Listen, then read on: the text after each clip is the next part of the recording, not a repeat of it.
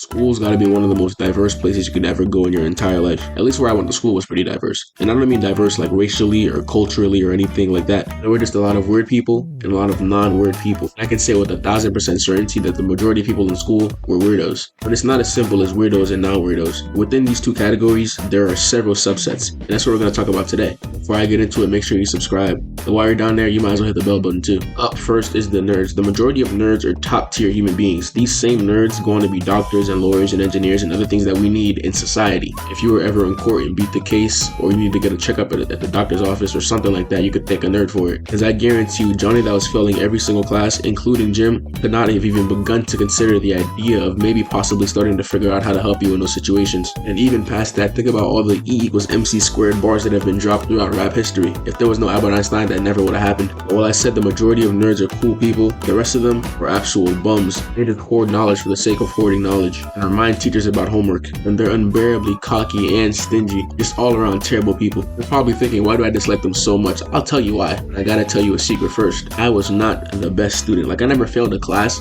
but I wasn't soaring for great heights. I was a solid B+ student, and if I was feeling a little bit spicy, I might consider getting an A. However, there was this one class, and every week in this class, we'd have to do an assignment that felt like it was a separate project every single week. There was no chance I was gonna put in that much effort for this class every single week. So I did a bit of outsourcing, you feel me? Or at least I tried to. I figured I asked somebody in the class for their answers for these assignments, write them down, slap my name on it, turn it as my own. You feel me? Some light outsourcing, nothing too serious. But this was a smarty pants AP class, so none of my boys were in this class.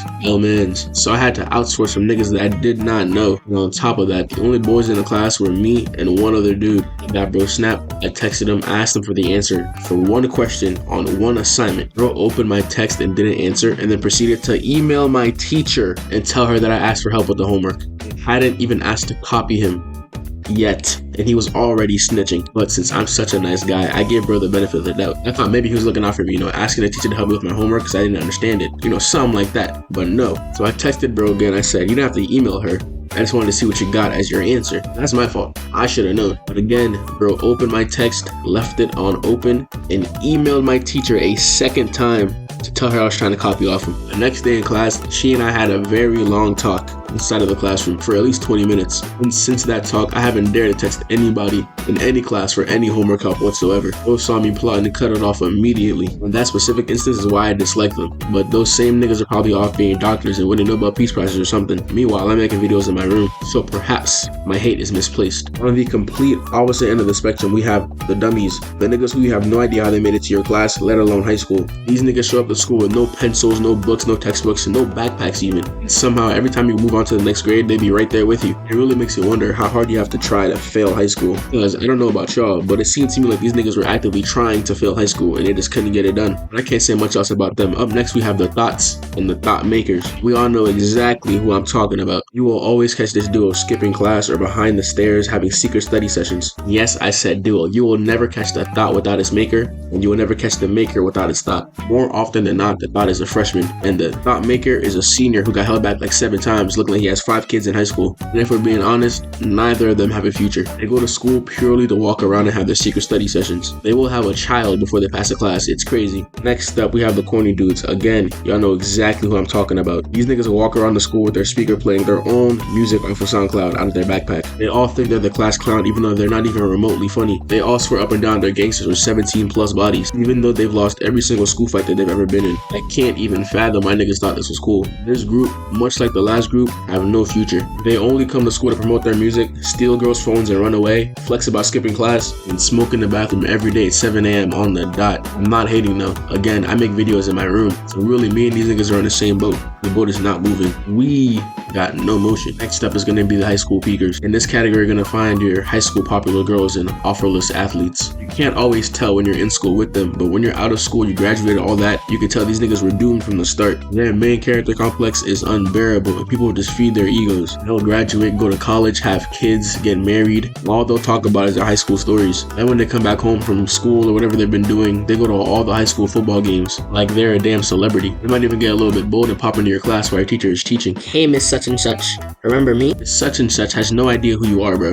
Grow up. Next up, we have the band kids. This group is kind of halfway diverse. Within the band kid group, there are two types. You're either an actual band kid or you're just a regular kid in a band. There is no in between. The actual band kids are the ones that be in TikTok comments talking about pushing P in Ohio in 2023. They all get on Reddit and Discord just to be edgelord. And while these kids may have futures, their present is severely lacking. Another big negative with this group is the stench. And it's not a regular stench. 9 times out of 10, these niggas smell like corn chips and piss. But I cannot deny their talent for these instruments. It's amazing. It's just every other aspect of their entire life is in jeopardy. But again, this is not all band kids. The rest of band kids are actually pretty cool people. The type of niggas I would hang with outside of school. Next, we have the plate cleaners, the cafeteria food connoisseurs. They serve no purpose other than to keep the lunch ladies employed. They only have one line of dialogue. Are you gonna finish that? Yes, nigga, I'm gonna finish it. That's why I got it. These niggas will eat breakfast, lunch, and dinner before they get to school and somehow still be hungry by lunch. Never got the hype around school cafeteria lunch to begin with, but I feel like the plate cleaners have like secret menu items. One time I had a cookie on my tray and the cookies at my school cost like 10 cents a piece. This plate cleaner asked me if I wanted my cookie, as if I didn't just empty out my entire wallet to buy it. As I was in the process of saying yes, no lie, this nigga had grabbed the cookie and ate it in one bite. He said he thought I was gonna say no. Boy, I was tight. Told him to get me a new cookie, but by then they were already out of cookies, and this nigga knew that. That's why he took my cookie to begin with. So I was like, word, gave my 10 cents back then. He's like, oh, I'll give it to you tomorrow.